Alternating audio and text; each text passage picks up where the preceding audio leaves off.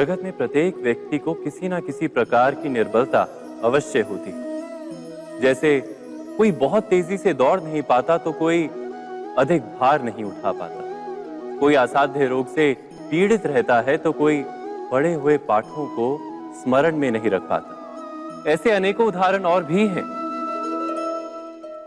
क्या आप किसी ऐसे व्यक्ति को जानते हैं जिसे सब कुछ प्राप्त हो और हम जीवन की उस एक निर्बलता को जीवन का केंद्र मानकर जीते हैं? इस कारणवश हृदय में दुख और असंतोष रहता है सदा। निर्बलता मनुष्य को जन्म से अथवा संजोग से प्राप्त होती है, किंतु उस निर्बलता को मनुष्य का मन अपनी मर्यादा बना लेता है। किंतु कुछ व्यक्ति ऐसे भी होते हैं जो अपने पुरुषार्थ और श्रम से उस निर्बलता को पराजित कर देते हैं। क्या भेद है उनमें और अन्य लोगों में? क्या आपने कभी विचार किया है? सरल सा उत्तर है इसका। जो व्यक्ति निर्बलता से पराजित नहीं होता, जो पुरुषार्थ करने का साहस रखता है हृदय में, वो निर्बलता को पार कर जाता है। अर्थात निर्बलता अवश्य ईश्वर देता है, किंतु मर्यादा मनुष्य का मन ही निर्मित करता है। स्वयं विचार कीजिए।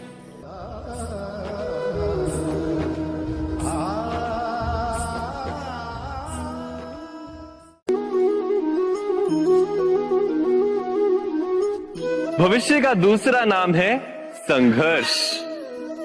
हृदय में आज इच्छा होती है और यदि पूर्ण नहीं हो पाती तो हृदय भविष्य की योजना बनाता है। भविष्य में इच्छा पूर्ण होगी ऐसी कल्पना करता रहता है, किंतु जीवन ना तो भविष्य में है ना अतीत में। जीवन तो इस क्षण का नाम, अर्थात इस क्षण का अनुभव ही जीवन का अनुभव। पर हम ये जानते हुए भी इतना सा सत्य समझ नहीं पाते। या तो हम बीते हुए समय के स्मरणों को घेर कर बैठे रहते, या फिर आने वाले समय के लिए हम योजनाएं बनाते रहते हैं और जीवन जीवन बीत जाता है। एक सत्य यदि हम हृदय में उतार लें कि ना हम भविष्य देख सकते हैं, ना ही भविष्य निर्मित कर सकते हैं, हम तो केवल धैर्य और साहस के साथ भविष्य को आलिंगन दे सकते हैं, स्वागत कर सकते हैं भविष्य का।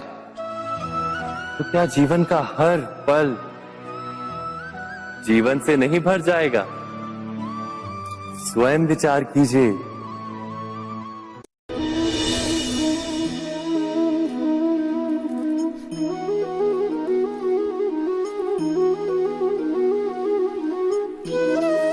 ज्ञान प्राप्ति सदा ही समर्पण से होती है, ये हम सब जानते हैं। किंतु समर्पण का वास्तविक महत्व क्या है?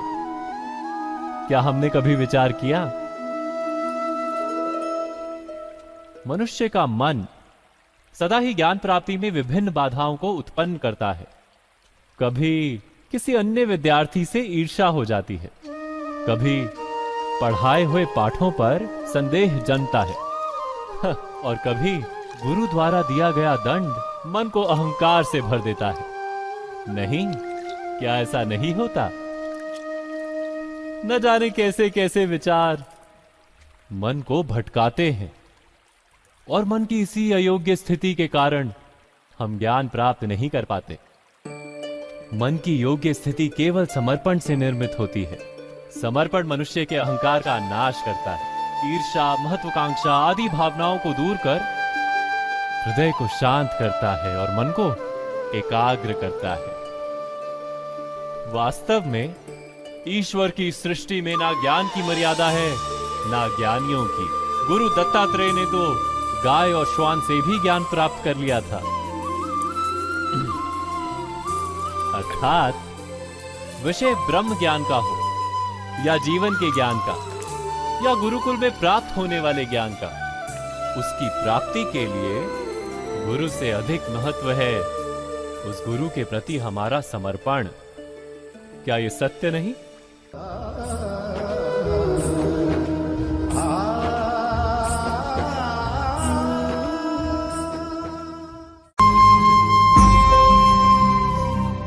प्रत्येक मनुष्य के जीवन में ऐसा क्षण अवश्य आता है जब सारे स्वप्न, सारी आशाएं, सारे दृश्य ध्वस्त हो जाते हैं। जीवन के सारे आयोजन ही बिखर जाते हैं। एक और धर्म होता है और दूसरी ओर सुख। इसी को धर्म संकट कहते हैं।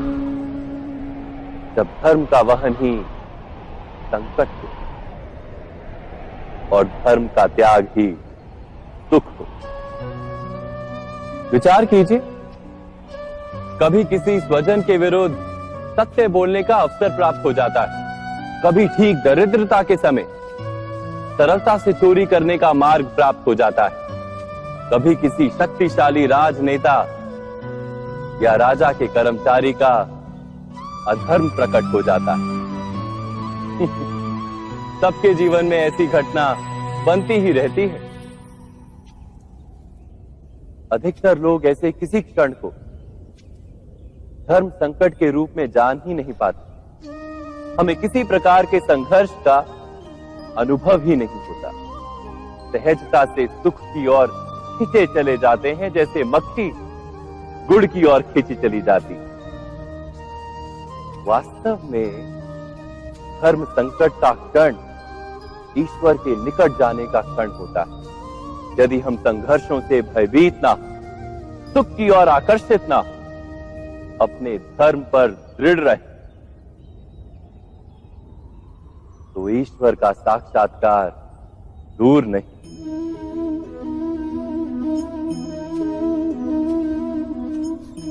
पवन से युद्ध करने वाला पत्ता यदि पेड़ से गिरता है तो भी आकाश की ओर उठता है।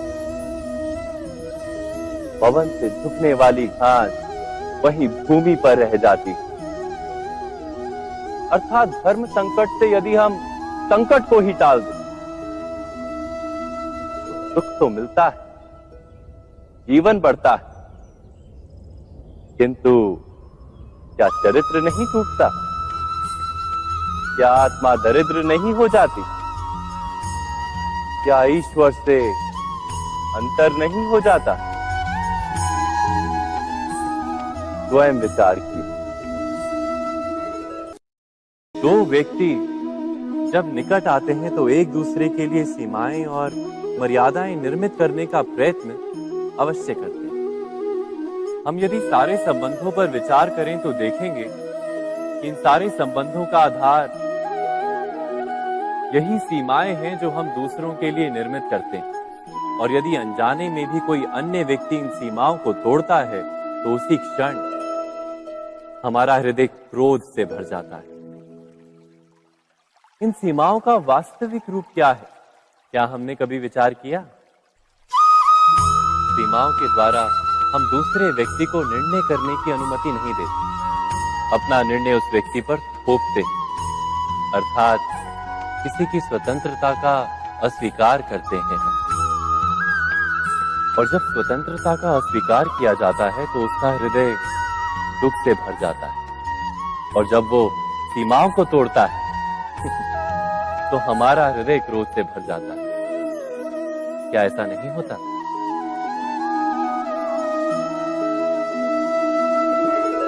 पर यदि एक दूसरे की स्वतंत्रता का सम्मान किया जाए तो किसी मर्यादाओं या सीमाओं की आवश्यकता ही नहीं होती। अर्थात जिस प्रकार स्वीकार किसी संबंध का देह है, क्या वैसे ही स्वतंत्रता किसी संबंध की आत्मा नहीं? स्वयं विचार कीजिए। सबके जीवन में ऐसा प्रसंग अवश्य आता है कि सत्य कहने का निश्चय होता है हृदय में, किंतु मुख से सत्य निकल नहीं पाता। कोई भय मन को घेर लेता है। किसी घटना अथवा प्रसंग के बारे में बात करना या फिर स्वयं से कोई भूल हो जाए उसके बारे में कुछ बोलना, क्या ये सत्य है? नहीं, ये तो केवल तथ्य है। अर्थात जैसा हुआ था वैसा केवल बोल देना सामान्य सी बात। किंतु कभी कभी उस तथ्य को बोलते हुए भी भय लगता है। कदाचित किसी दूसरे की भावनाओं का विचार आता है मन। दूसरे को दुख होगा ये भय भी शब्दों को रोकता है। तो ये सत्य क्या है? क्या हमने कभी विचार किया है? जब भय रहते हुए भी कोई तथ्य बोलता है तो वो सत्य कहलाता है। वास्तव में सत्य कुछ और नहीं, केवल निर्भयता का दूसरा नाम है। और निर्भय होने का कोई समय नहीं होता, क्योंकि निर्भयता आत्मा का स्वभाव है। अर्थात क्या प्रत्येक क्षण सत्य बोलने का क्षण नहीं होता?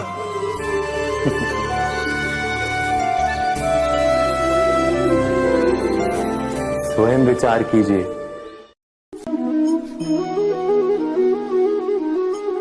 श्रेष्ठता का क्या अर्थ है? श्रेष्ठता का अर्थ है दूसरों से अधिक ज्ञान प्राप्त करना। अर्थात मूल्य इस बात का नहीं कि स्वयं कितना ज्ञान प्राप्त किया, मूल्य इस बात का है कि प्राप्त किया हुआ ज्ञान अन्य लोगों से कितना अधिक है। अर्थात श्रेष्ठता की इच्छा ज्ञान प्राप्ति को भी एक स्पर्धा बना देती है। और स्पर्धा में विजय अंतिम कब होती है?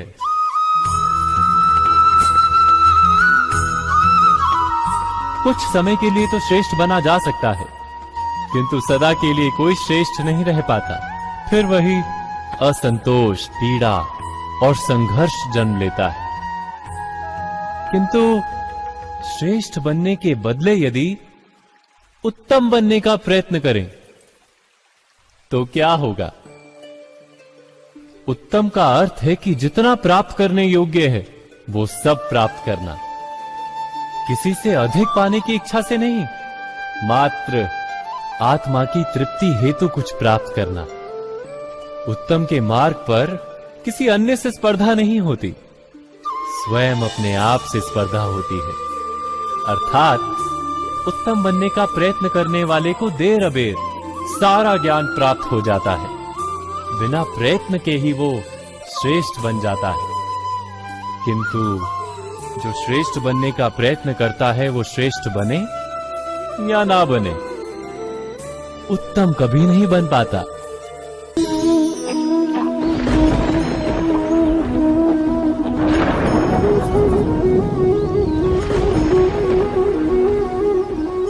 सपनों और पूर्वाभासों के आधार पर हम भविष्य के सुख दुख की कल्पना करते हैं। भविष्य के दुख का कारण दूर करने के लिए हम आज योजना बनाते हैं। किंतु कल के संकट को आज निर्मूल करने से हमें लाभ मिलता है या हानि पहुंचती है? ये प्रश्न हम कभी नहीं करते। सत्य तो ये है कि संकट और उसका निवारण साथ जनते, व्यक्ति के लिए भी और सृष्टि के लिए भी। नहीं, आप अपने भूतकाल का स्मरण कीजिए, इतिहास को देखिए। आप तुरंत ही ये जान पाएंगे कि जब जब संकट आता है तब तब उसका निवारण करने वाली शक्ति भी जन्म लेती है। यही तो जगत का चलन है। वस्तुतः संकट ही शक्ति के जन्म का कारण है। प्रत्येक व्यक्ति जब संकट से निकलता है तो एक पद आगे बढ़ा होता है, अधिक चमकता है, आत्मविश्वास से अधिक भरा होता है, न केवल अपने लिए अपितु विश्व के लिए भी। क्या ये सत्य नहीं? वास्तव में संकट का जन्म है एक अवसर का जन्म, अपने आप को बदलने का, अपने विचारों को ऊंचाई पर करने का अवसर, अपनी आत्मा को बलवान और ज्ञान मंडित बनाने का अवसर। जो ये कर पाता है उसे कोई संकट नहीं होता, किंतु जो ये नहीं कर पाता वो तो स्वयं एक संकट है विश्व के लिए। विचार कीजिए।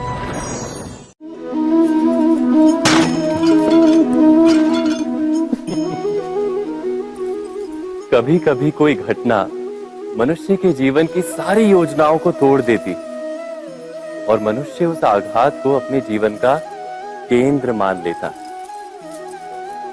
पर क्या भविष्य मनुष्य की योजनाओं के आधार पर निर्मित होते हैं? नहीं। जिस प्रकार किसी ऊंचे पर्वत पर सर्वप्रथम चढ़ने वाला उस पर्वत की तलाई में बैठकर जो योजना बनाता है, क्या वही योजना उसे उस पर्वत की चोटी तक पहुंचाती है? नहीं। वास्तव में वो जैसे जैसे ऊपर चढ़ता है वैसे वैसे उसे नई नई चुनौतियां, नई नई विडंबनाएं, नए नए अवरोध मिलते हैं।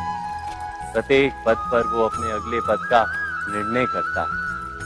प्रत्येक पद पर उसे अपनी योजनाओं को बदलना पड़ता है। कहीं पुरानी योजना उसे खाई में ना ढकेल दे। वो पर्वत को अपने योग्य नहीं बना पाता, केवल स्वयं को पर्वत के योग्य बना सकता है। क्या जीवन के साथ भी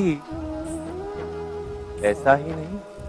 जब मनुष्य जीवन में किसी एक चुनौती को, एक अवरोध को अपने जीवन का केंद्र मान लेता है, अपने जीवन की गति को ही रोक देता है, तो वो अपने जीवन में सफल नहीं बन पाता और ना ही सुख और शांति प्राप्त कर पाता।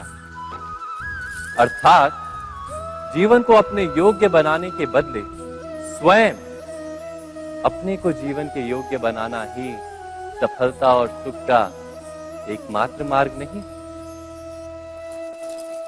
स्वयं विचार कीजिए।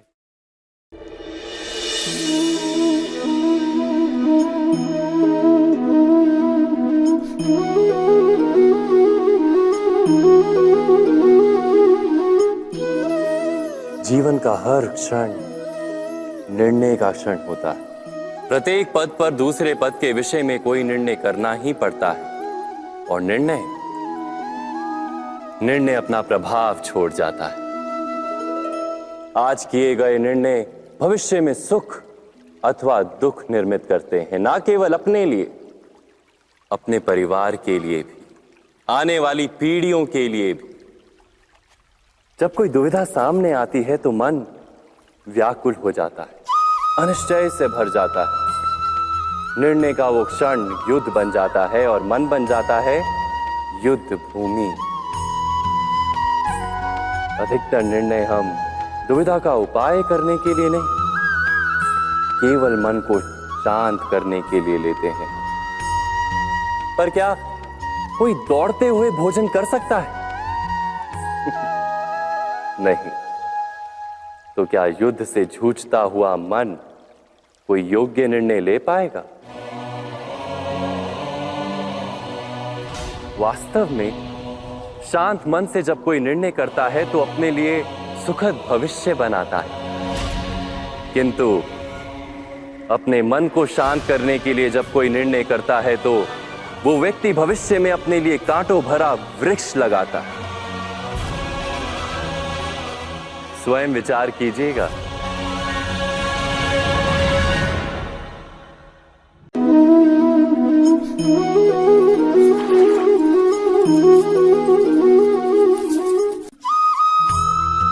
जीवन में आने वाले संघर्षों के लिए जब मनुष्य स्वयं को योग्य नहीं मानता, जब उसे अपने ही बल पर विश्वास नहीं रहता, तब वो सद्गुणों को त्याग कर दुर्गुणों को अपनाता है। वस्तुतः मनुष्य के जीवन में दुर्जनता जन्म ही तब लेती है जब उसके अंतर में आत्मविश्वास नहीं होता। आत्मविश्वास ही अच्छाई को धारण करता है। ये आत्मविश्वास है क्या?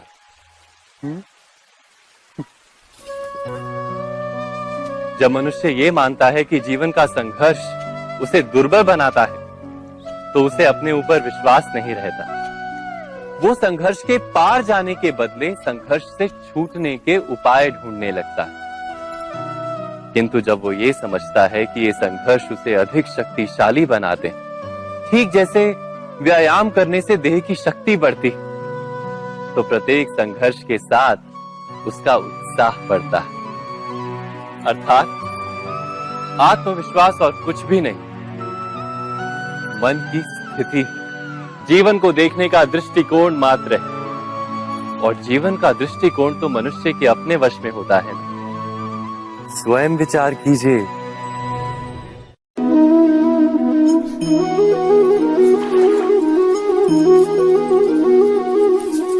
पिता सदा ही अपने संतान के सुख की कामना करते, उनके भविष्य की चिंता करते रहते। इसी कारणवश सदा ही अपने संतानों के भविष्य का मार्ग स्वयं निश्चित करने का प्रयत्न करते रहते। जिस मार्ग पर पिता स्वयं चला है, जिस मार्ग के कंकर पत्थर को स्वयं देखा है, मार्ग की छाया, मार्ग की धूप को स्वयं जाना है, उसी मार्ग पर उसका पुत्र भी चले, यही इच्छा रहती है हर पिता की। निस्संदेह उत्तम भावना है ये, किंतु 3 प्रश्नों के ऊपर विचार करना हम भूल ही जाते हैं। कौन से प्रश्न? प्रथम प्रश्न, क्या समय के साथ प्रत्येक मार्ग बदल नहीं जाते? क्या समय सदा ही नई चुनौतियों को लेकर नहीं आता? तो फिर बीते हुए समय के अनुभव नई पीढ़ी को किस प्रकार लाभ दे सकते हैं? दूसरा प्रश्न, क्या प्रत्येक संतान अपने माता पिता की छवि होता है? हाँ, संतानों को संस्कार तो अवश्य माता पिता देते हैं, किंतु भीतर की क्षमता तो ईश्वर देते हैं। तो जिस मार्ग पर पिता को सफलता मिली है, विश्वास है कि उसी मार्ग पर उसकी संतानों को भी सफलता और सुख प्राप्त होगा। तीसरा प्रश्न, क्या जीवन के संघर्ष और चुनौतियां लाभकारी नहीं होती? क्या प्रत्येक नया प्रश्न एक नए उत्तर का द्वार नहीं खोलता? तो फिर संतानों को नए नए प्रश्नों, संघर्षों और चुनौतियों से दूर रखना, ये उनके लिए लाभ करना कहलाएगा या हानि पहुंचाना? अर्थात जिस प्रकार संतान के भविष्य का निर्माण करने के बदले उसके चरित्र का निर्माण करना श्रेष्ठ है, वैसे ही संतानों के जीवन का मार्ग निश्चित करने के बदले उन्हें नए संघर्षों के साथ जूझने के लिए मनोबल व ज्ञान देना अधिक लाभदायक नहीं होगा? स्वयं विचार कीजिए। मनुष्य की सबसे बड़ी दुर्बलता क्या होती है? सोचिए। धन, प्रेम, अहंकार। मनुष्य की सबसे बड़ी दुर्बलता होती है उसके रहस्य। चाहे आप कितने भी शक्तिशाली क्यों ना हो, कितने भी प्रबल क्यों ना हो, परंतु उसके रहस्य उसके नाश की चाबी होती है। इसलिए यदि प्रबल रहना है, शक्तिशाली रहना है, समर्थ रहना है, तो अपने रहस्य को किसी को भी ना बताएं, ना मित्र को और ना ही शत्रु को, क्योंकि समय पड़ने पर कब कौन शत्रु हो जाए ऐसा कहना संभव नहीं। विभीषण को रावण के अमृत कुंड का ज्ञात था, इसीलिए प्रभु श्री राम रावण का वध करने में सफल हो सके। इसलिए उचित यही है कि आप अपने रहस्य को स्वयं तक ही सीमित रखें। मनुष्य जीवन की परीक्षा में सफल होने के लिए क्या नहीं करता?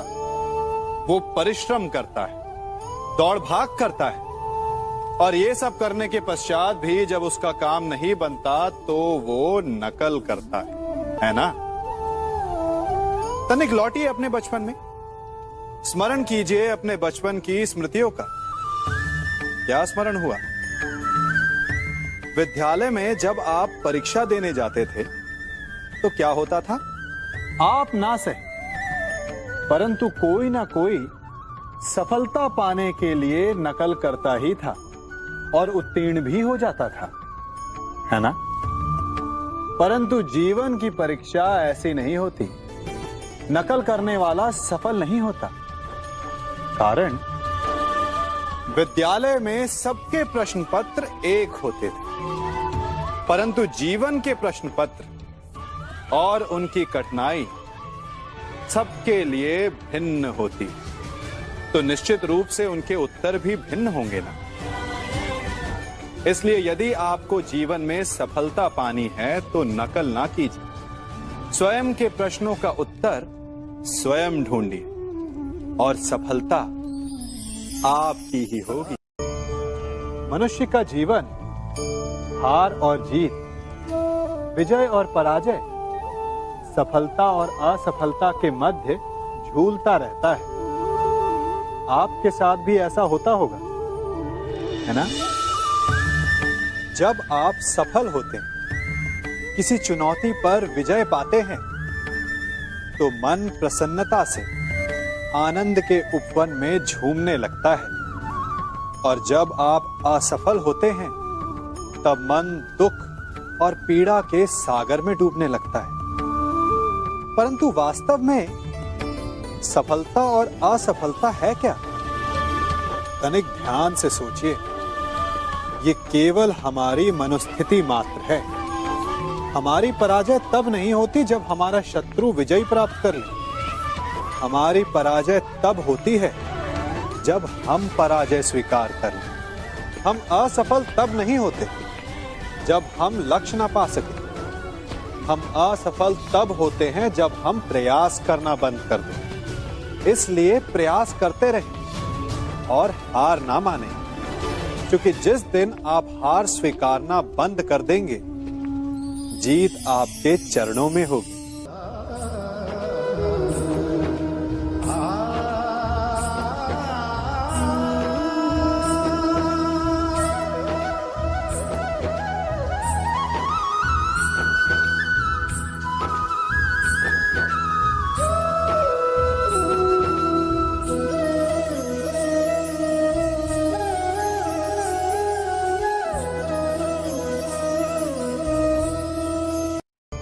आप सबने बरगद के वृक्ष को तो देखा ही होगा।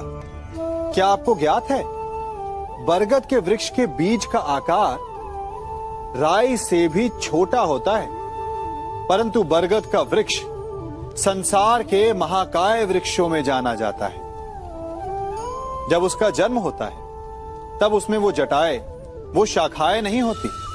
परंतु जैसे जैसे उसका विस्तार होता है, जैसे जैसे वो अधिक शाखाओं का भार उठाता है, अधिक पत्तियों का सृजन करता है, वैसे वैसे उसकी शाखाएं जटाएं बनकर जड़ तक पहुंचती है और इस वृक्ष को सहारा देती है।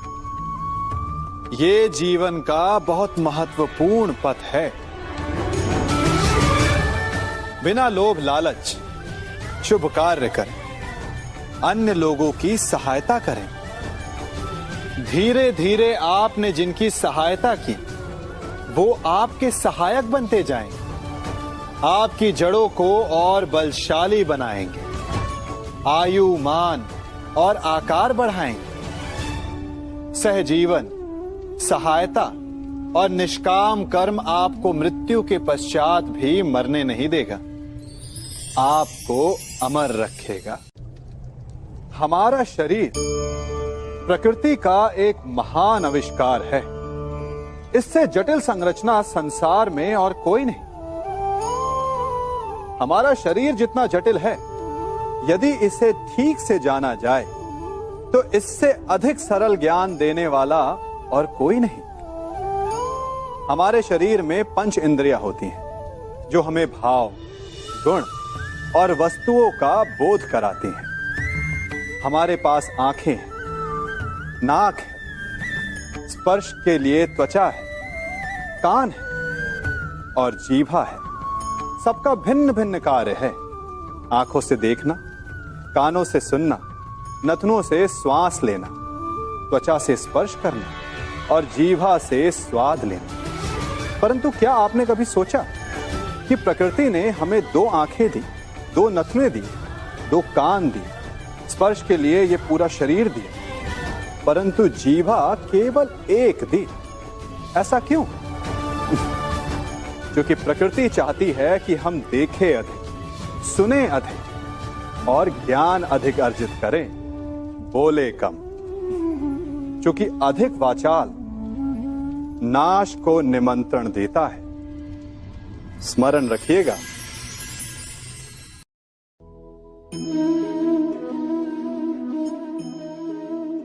ये सदा यही कहते आए कि यदि आगे बढ़ना है तो अपनों का साथ दो। सत्य कहते हैं, अपनों का साथ देना ही चाहिए। परंतु साथ देने से पूर्व ये अवश्य पहचान लेना चाहिए कि अपने हैं कौन। क्या अपने वही होते हैं जिनके साथ हमारा रक्त संबंध होता है, या अपने मित्र? अपने वो होते हैं जो हमें सद्कार्य के लिए प्रेरित करें, हमें आगे बढ़ाएं, हमारा साथ दें।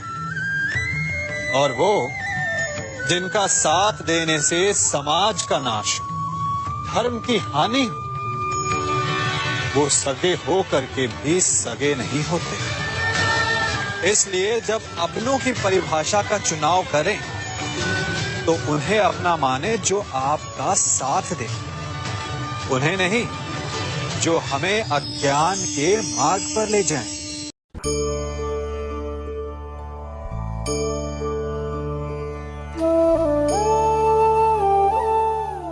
आप जिनसे प्रेम करते हैं सदा उनके समीप रहना चाहते हैं, नहीं चाहते कि कभी अपनों से दूर होना पड़े, बिछड़ना पड़े।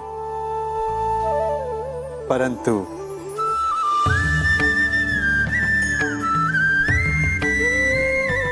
एक समय के पश्चात अपनों से दूर हो जाना उन्नति के लिए आवश्यक है।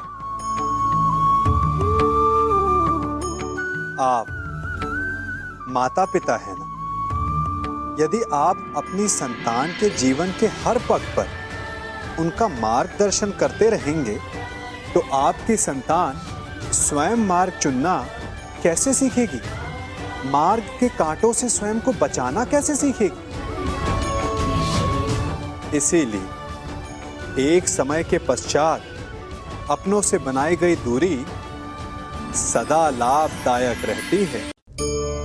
आज मैं आप सबको एक कथा सुनाता हूं। एक दिन प्रातः एक व्यापारी अपने घर से निकला। घर से निकलते ही एक बिल्ली ने उस व्यापारी का मार्ग काट दिया। व्यापारी घबरा गया, वो फिर से घर लौट गया और शुभ घड़ी की प्रतीक्षा करने लगा। और जब वो पुनः अपने घर से निकला तब वो वाहन जा चुका था जिससे राजा तक पहुंचकर उसे भेंट देनी थी। राजा को भेंट नहीं मिली। राजा क्रोधित हो गए। राजा ने उस व्यापारी का व्यापार बंद करवा दिया। इस कारण व्यापारी क्रोधित होकर घर पर अपनी पत्नी से लड़ बैठा। पत्नी अपने बच्चों समेत मैके वापस चली गई और उस व्यापारी के जीवन में यदि कुछ रह गया था तो केवल अंधकार। और इन सब का कारण वो उस बिल्ली को मानता रहा जिसने उसका मार्ग काटा था। ऐसा ही एक दूसरा व्यापारी राजा को भेंट देने निकला और उस व्यापारी का मार्ग भी एक बिल्ली ने काट दिया। वो व्यापारी तनिक घबराया, परंतु उसने आगे बढ़ना अधिक उचित समझा। राजा तक वो समय पर पहुंचा। उसने राजा को भेंट की। राजा प्रसन्न हुए और राजा ने व्यापारी को अपना व्यापार बढ़ाने की अनुमति दी, स्वर्ण आभूषण दी। जब व्यापारी घर पर पहुंचा तो पत्नी को आभूषण और अपने बच्चों को देने के लिए वस्त्र थे उसके पास। हर ओर प्रसन्नता थी। समझ रहे हैं ना, दोनों के साथ एक ही प्रकार की घटना हुई, परंतु दोनों की प्रतिक्रिया भिन्न थी। ऐसा ही हमारा जीवन भी है।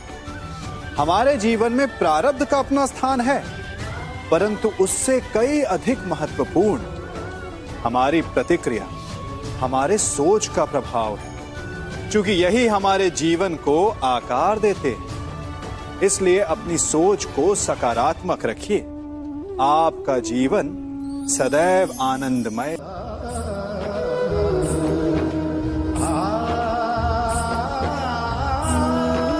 हम सभी अपने जीवन में कोई ना कोई कार्य करते हैं।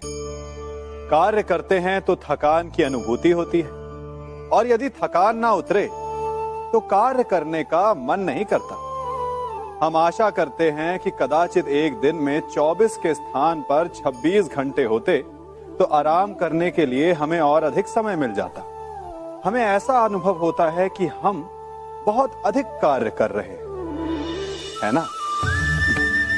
परंतु क्या आपने कभी सोचा है कि जो लोग संसार में सफल हैं, उनके पास भी सफल होने के लिए दिन में केवल 24 घंटे थे। तो फिर वो सफल क्यों है? इसका एक छोटा सा रहस्य है। वो कार्य चुनते हैं जो उन्हें प्रिय है, जिसे करने में उन्हें आनंद आता है। उन्हें लगता ही नहीं कि वो कार्य कर रहे हैं, उन्हें लगता है कि वो प्रतिपल आनंद मना रहे हैं। और जब आप आनंद मनाते हैं तो थकान कैसी? इसलिए यदि आप जीवन में कोई भी कार्य करें तो वो आपके मन को भाना चाहिए, या जो कार्य आप कर रहे हैं उसे अपने मन को भा देने दो। सफलता आपको मिलेगी। कभी सोचा है हमारा जीवन भी उस रेत की घड़ी की भांति है? जो रेत नीचे गिर चुकी है वो हमारा अतीत है, जो अब भी ऊपर है वो हमारा आने वाला भविष्य है, और वर्तमान ये संकुचित स्थल है जहां से धीरे धीरे करके रेत गिर रही है। अर्थात हमारे पास जीने के लिए यही एक क्षण है। उसका उपयोग कैसे करना है ये हम पर निर्भर करता है। जो बीत गया उसका दुख मनाना है, या जो भविष्य में होने वाला है उसकी प्रतीक्षा में क्रोध करना है। सब कुछ करने के लिए यही एक क्षण है। प्रसन्न रहना है तो उसके लिए भी यही एक पल है। प्रतीक्षा करते रहोगे तो ये पल भी भूतकाल में बदल जाएगा। इसलिए आनंद के लिए, परोपकार के लिए प्रतीक्षा ना कीजिए। आपके पास जो पल है उनका भरपूर सदुपयोग कीजिए, क्योंकि इस घड़ी को पलटकर आप फिर से समय अवश्य गिन सकते हैं, परंतु अपना बीता हुआ समय आप वापस नहीं लौटा पाएंगे।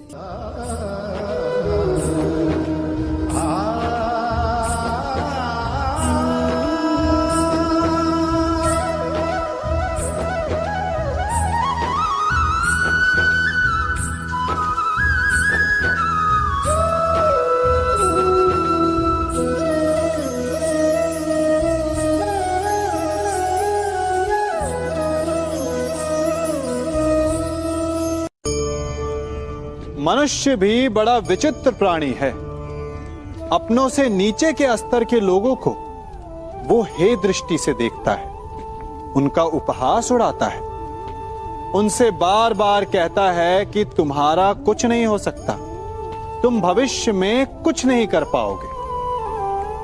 जब मनुष्य के पास धन, संपत्ति, मान होता है तो वो दूसरों का आदर नहीं करता, परंतु वो एक बात भूल जाता है कि उससे भी अधिक शक्तिशाली कोई अस्तित्व में है, और वो है समय। काल। काल अपना चक्र कब बदलेगा ये कोई नहीं जानता। समय अपनी करवट कब लेगा ये कोई नहीं जानता। कोयला भी समय के साथ साथ हीरे में परिवर्तित हो जाता है। इसलिए जीवन में कभी भी किसी का भी उपहास नहीं उड़ाना चाहिए।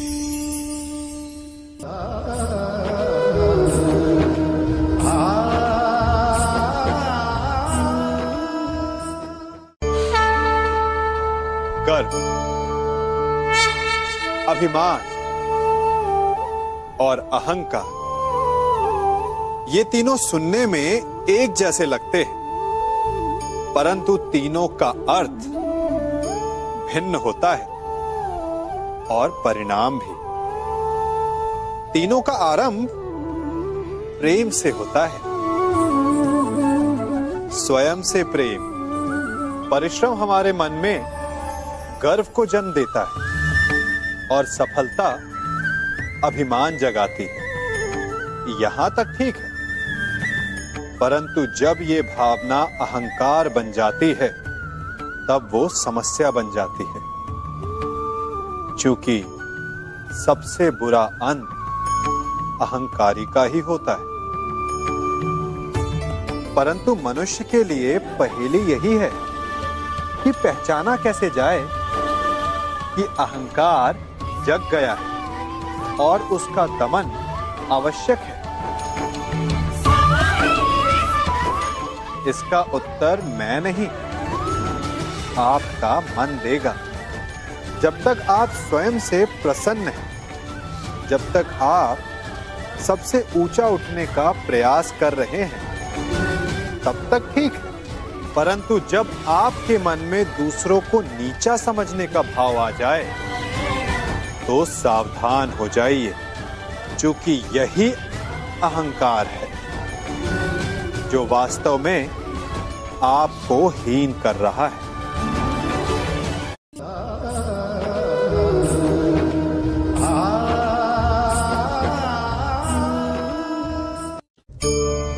आज मैं आप सबको एक कहानी सुनाता हूं। एक दिन गोकुल में दो व्यापारी आए।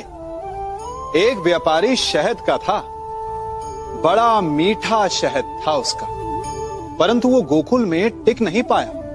उसके व्यापार ने घाटा खाया और शीघ्र ही वो गोकुल छोड़कर चला गया। और दूसरा व्यापारी मिर्च का था। पहले दिन वो एक पोटली लाया और दूसरे ही दिन वो पूरी बैलगाड़ी भर कर लाया और धीरे धीरे पूरी मथुरा में उसकी धाक जम गई। मुझे बड़ा आश्चर्य हुआ, तो मैंने बाबा से पूछा कि ऐसा क्यों कि एक मीठे शहद का व्यापारी कंगाल हो गया और एक मिर्च का व्यापारी धीरे धीरे नगर सेठ बन गया। बाबा मुस्कुराए और उन्होंने कहा कि मीठी बोली बोलने वाले की तीखी मिर्च भी बिक जाती है और जो कड़वी बोली बोलता है उसका मीठा शहद भी नहीं बिकता। वाह, कितने उत्तम विचार हैं उनके, और उचित ही है। मनुष्य अपने जीवन में सदैव अपने वचनों से उठता है और अपने वचनों से ही गिरता है। इसलिए अपने जीवन में सदैव मीठी बोली बोलने का प्रयास कीजिए, आपका जीवन सरल हो जाएगा। मनुष्य की सबसे बड़ी दुर्बलता क्या होती है? सोचिए। धन, प्रेम, अहंकार। मनुष्य की सबसे बड़ी दुर्बलता होती है उसके रहस्य। चाहे आप कितने भी शक्तिशाली क्यों ना हो, कितने भी प्रबल क्यों ना हो, परंतु उसके रहस्य उसके नाश की चाबी होती है। इसलिए यदि प्रबल रहना है, शक्तिशाली रहना है, समर्थ रहना है, तो अपने रहस्य को किसी को भी ना बताएं, ना मित्र को और ना ही शत्रु को, क्योंकि समय पड़ने पर कब कौन शत्रु हो जाए ऐसा कहना संभव नहीं। विभीषण को रावण के अमृत कुंड का ज्ञात था, इसीलिए प्रभु श्री राम रावण का वध करने में सफल हो सके। इसलिए उचित यही है कि आप अपने रहस्य को स्वयं तक ही सीमित रखें।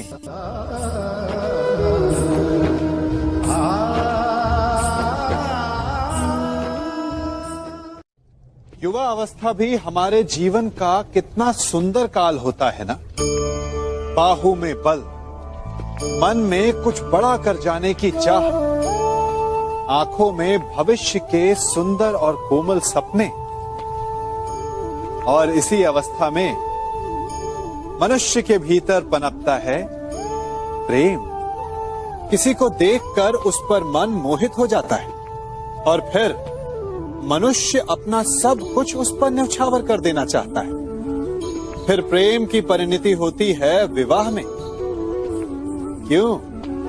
सबको अपने खट्टे मीठे संस्मरण स्मरण हुआ है ना। परंतु यहीं से अधिकतर माता पिता और संतान के मध्य विचारों का विरोध प्रारंभ हो जाता है। संतान को लगता है कि उसका चुना जीवन साथी ही उसके लिए उपयुक्त है, और माता पिता को लगता है कि संतान अनजाने में भूल कर रही है। संतान का तर्क होता है कि उसे विवाह किससे करना है, ये उसका अधिकार है, और माता पिता का तर्क ये होता है कि अब भी जीवन साथी चुनने की समझ संतान में है ही नहीं। तो इस अवरोध को काटा कैसे जाए, उचित निर्णय कैसे लिया जाए? इसका एक ही मार्ग है, अपने उत्तरदायित्व का भान और अपनों से बड़ों के मापदंडों का भान। विवाह करने से पूर्व ये जान लेना आवश्यक है कि विवाह केवल अपने प्रेम को पाने का मार्ग नहीं है, अपितु विवाह से जीवन का एक नया द्वार भी खुलता है, और हर नए जीवन के साथ नए उत्तरदायित्व भी होते हैं। और यदि इन उत्तरदायित्वों को समझकर निर्णय लिया जाए तो विश्वास कीजिए, आपका दाम्पत्य जीवन आनंद से भरा रहेगा, और आपको कभी यह पछतावा नहीं होगा कि आपने कोई अनुचित निर्णय लिया।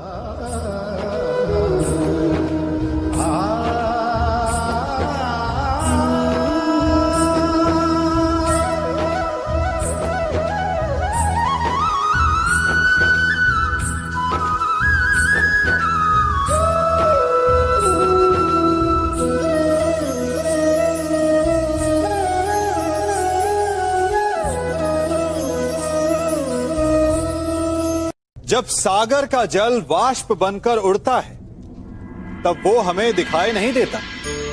मेघ उस जल को अपने भीतर छिपा लेते हैं, लंबी यात्रा करते हैं, प्रयास करते हैं कि वो जल सदा उनके भीतर छिपा रहे, परंतु जब वायु का वेग उन्हें उड़ाकर किसी पर्वत से ले जाकर के टकरा देता है, तब उन मेघों को बरसना ही पड़ता है, क्योंकि यही नियति है, यही प्रकृति है। क्योंकि जल को सागर में जाकर मिलना ही है। ठीक ऐसा ही हमारे साथ भी होता है। हम सत्य को अपने मन के मेघों में चाहे जितना छिपाने का प्रयास कर लें, परंतु समय की आंधी उसे वास्तविकता के पर्वत से ले जाकर के टकराकर हमारे समक्ष ले ही आती है। जिस भय के कारण आप सत्य को सामने नहीं लेकर आना चाहते, एक दिन वही भय हमारे समक्ष आकर खड़ा हो जाता है, और फिर हम लाचार हो जाते हैं, क्योंकि हमने उस भय का सामना करने की तैयारी नहीं की होती। इसलिए सत्य से भागे नहीं, उसे छिपाए भी नहीं, उसे स्वीकार करें। भविष्य की बड़ी विपत्ति से बच जाएंगे।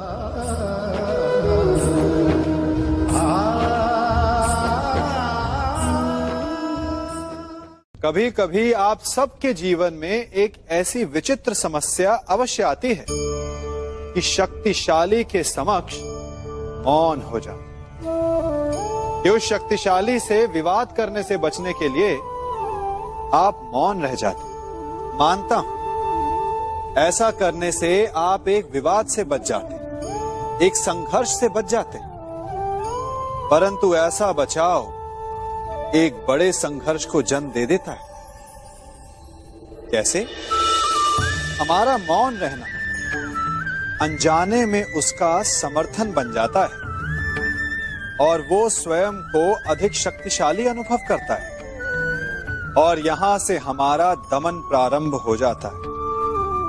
एक के बाद एक हम अन्याय में अनचाहे रूप से सम्मिलित होते चले जाते हैं। तो इसका तोड़ क्या है? ये समझने के लिए ये जानना आवश्यक है कि ऐसी कौन सी बात है जो आपको विरोध करने से रोकती है।